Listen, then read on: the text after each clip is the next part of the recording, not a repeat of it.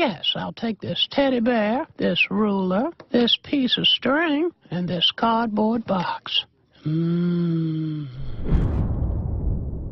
you seen this man? He is a pedophile, and chances are, he is in a new hunting ground. Cyberspace.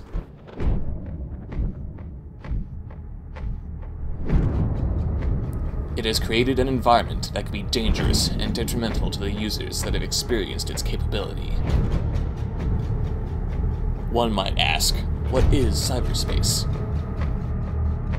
Cyberspace is a term coined by William Ford Gibson, an American author who popularized the concept in his novel Neuromancer in 1984. It is a term used to describe a domain characterized by the use of electronics and the electromagnetic spectrum to store, modify, and exchange data via networked systems and associated physical infrastructures.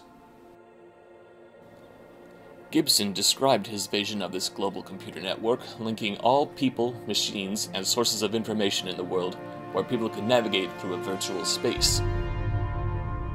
It connotes both the idea of navigation through a space of electronic data and of control which is achieved by manipulating that data.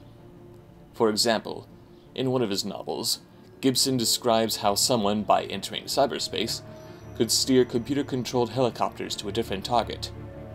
Gibson's cyberspace is thus not a space of passive data, such as a library. Its communication channels connect to the real world, and allow cyberspace navigators to interact with that world.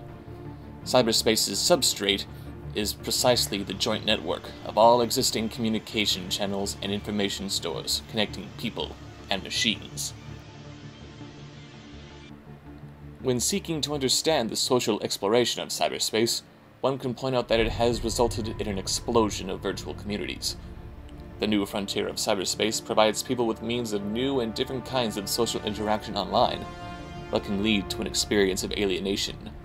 Although cyberspace offers personal freedom without unconstrained restrictions, regulations, or surveillance, it provides people with a negative social experience that is not supported commonly amongst critics. Leave Benny alone! Please! Ugh.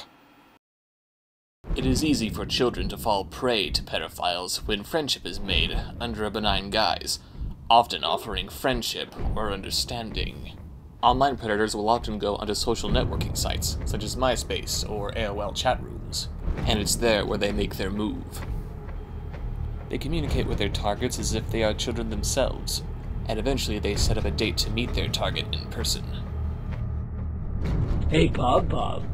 This guy smells like pea soup. You smell like pea soup. Upon analyzing several pedophiles, it has become clear that they feel no remorse for what they do, and they will not stop what they are doing until they are either incarcerated or incapacitated. These books you've written, are they about molesting young boys?